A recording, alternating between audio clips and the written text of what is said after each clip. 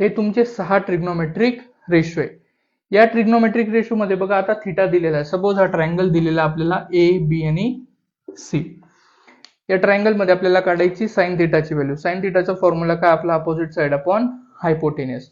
आता opposite side कुठली बघायची? थिटाच्या समोरची. थिटाची अपोजिट साइड कोणती? A B. हायपोटेन्यूस कोणता असतो? 90च्या अपोजिट. 90च्या अपोजिट कोण आहे? AC. Opposite side upon hypotenuse side. Cos theta. Cos थिटाचा फॉर्म्युला काय? Adjacent upon hypotenuse. आता थिटाच्या तुम्ही म्हणशाल थिटाला एसी पण ऍडजसंट आहे, बीसी पण ऍडजसंट आहे, पण एसी जो आहे तो ऑलरेडी हायपोटेन्यूस आहे. हायपोटेन्यूसच ऍडजसंट नाही होऊ शकत. त्याच्यामुळे तुमचा ऍडजसंट येईल हा बीसी आणि हायपोटेन्यूस येईल हा एसी. आफ्टर दॅट टॅन काय येईल? मग टॅन काय? Opposite upon adjacent. टॅनचा अपोजिट कोणता आहे? थिटाच्या अपोजिट ए बी आणि ऍडजसंट. ऍडजसंट कोणती आली याची? बीसी.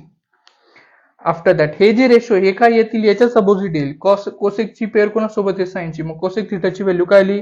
AC upon AB. यालाच उलट करा.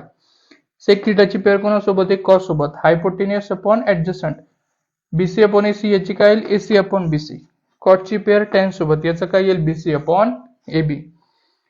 हे आहेत आपले ट्रिग्नोमेट्रिक रेशो. प्लस जर याच्यात थिटाची व्हॅल्यू इकडे दिली असेल तर ते रेशो पण चेंज होतील. थिटा इकडे आला म्हणजे अपोजिट साइड ही आली आणि ऍडजसंट साइड ही आली.